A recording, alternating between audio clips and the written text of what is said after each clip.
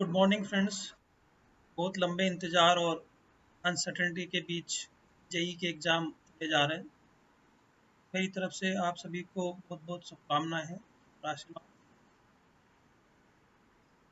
अब आखिर के जो है 3-4 दिन बचे हैं। किसी के लिए हो सकता है कि 5 दिन बचे हों, किसी के लिए हो सकता है कि 2 दिन बचे हों। हमें इन चीज़ों का ध्यान रखना है कि अब हमें क्या करना है और क्या नहीं करना है। ये सबसे इम्पोर्टेंट बात यह है कि चूंकि आपने इंतज़ार बहुत ज़्यादा किया है इस सारे एग्ज़ाम के लिए, तो माइंड में एनेक्सिटी बहुत ज़्यादा होगी, टेंशन होगी और साथ में एक्साइटमेंट इस बात का होगा कि एग्ज़ाम हो रहा है। तो हमें प्रैक्टिस करनी है कि ये सारी चिंताएं और एक्साइटेशन हमारे मिनिमाइज हों एग्ज़ाम के टाइम पर, और हम एग्ज़ाम को उसकी मेरिट के अकॉर्डिंग कर पाएँ, ना कि हम हमारी एक्सपेक्टेशन और हमारी एक्साइटमेंट के अकॉर्डिंग करें। आई विल सजेस्ट कि ड्यूरिंग दिस 3-4 डेज आप कोई एग्ज़ाम ना दें, कोई मार्क्स को ना सोचें,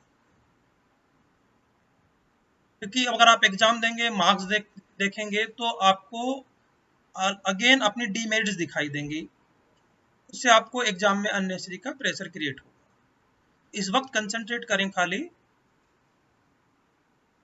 अपने रिवीजन पर, अपनी हेल्थ पर, और कैसे एग्ज़ाम के टाइम पर आप क्वेश्चंस को उनके मेरिट के अकॉर्डिंग करेंगे, इस बात पे सोचिए खाली। आपको एक एग्ज़ाम देना है और अपने 3 घंटे के टाइम को मैक्सिमम यूटिलाइज करना है, केवल इस बात पे कंसंट्रेट करें।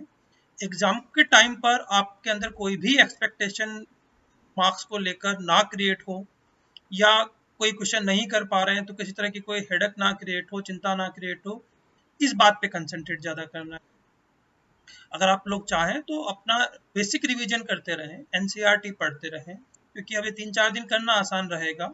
या आपने जो पुराने पेपर्स दिए हैं उनमें आपने किस किस तरह की मिस्टेक्स की हैं, उन पर केवल सोचते रहें कि उन मिस्टेक्स का रीजन क्या था, एंड इन मिस्टेक्स को आप कैसे टेक केयर करेंगे कि अब ये एग्जाम टाइम पर ये मिस्टेक्स आपसे ना हो। केवल सोचिए उनके बारे में। अगर आप कर सकते हैं तो 30 मिनट्स मॉर्निंग में या 15 मिनट्स मॉर्निंग और 50 मिनट्स इवनिंग में आप मेडिटेशन करिए, जहाँ पर केवल अपनी थॉट प्रोसेस को कैसे कम किया जाए इस पर कंसंट्रेट करिए।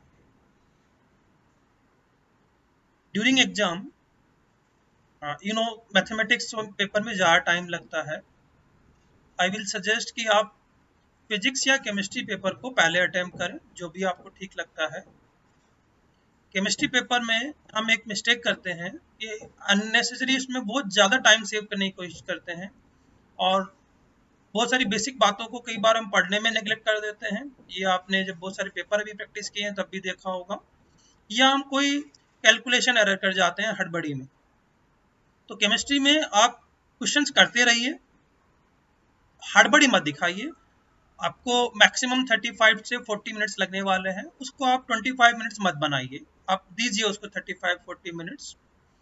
पेपर को जिस भी ऑर्डर में आप कर रहे हैं, फर्स्ट राउंड में आप कोशिश करिए कि किसी भी क्वेश्चन पे अटके ना, किसी भी एक क्वेश्चन को 3-4 मिनट से ज़्यादा ना दें। अगर आपको लग रहा है कि आपकी कैलकुलेशन एरर हो रही है या कोई क्वेश्चन आपको याद नहीं आ रहा है, फर्स्ट राउंड में उसको 2-3 तरीके से स्टार करके आप छोड़ सकते हैं। एक तरीका ये हो सकता है कि आपको ये लग रहा हो कि क्वेश्चन मुझे आता है लेकिन अभी कैलकुलेशन में कुछ गड़बड़ हो रही है, या लगता है कि आपको 2 ऑप्शन में से कोई एक ऑप्शन करेक्ट होगा, पर अभी के लिए आपको लग रहा है कि कुछ गड़बड़ हो रही है 2 ऑप्शन में से, तो उनमें अलग अलग तरीके से उसको स्टार कर लीजिए।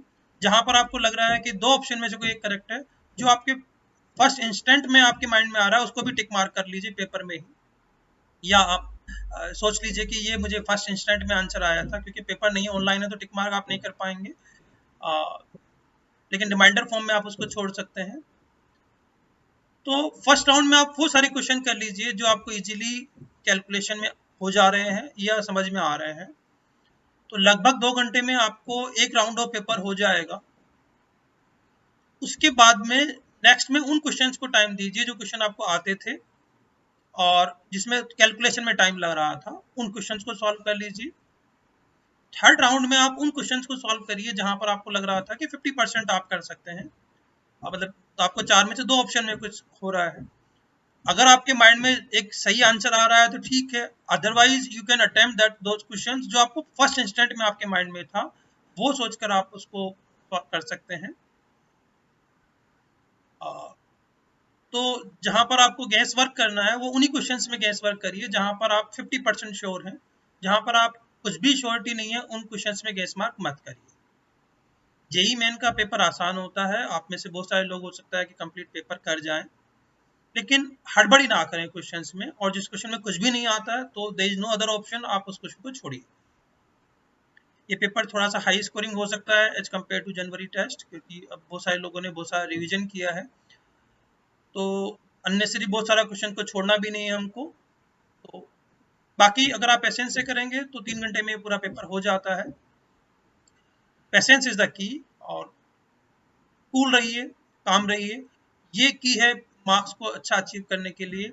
अपनी एक्सपेक्टेशन को ड्यूरिंग पेपर बिल्कुल माइंड में मत आने दीजिए कि मेरी क्या रैंक आनी चाहिए, कितना क्वेश्चन गलत हो जाएंगे, से हो जाएंगे। During examination only 3 hours, how you can concentrate on paper, यही की होगा आपकी सक्सेस का, और इसी पर ये आप 3-4 दिन वर्क करिए। All the best, I hope all of you will do excellently well.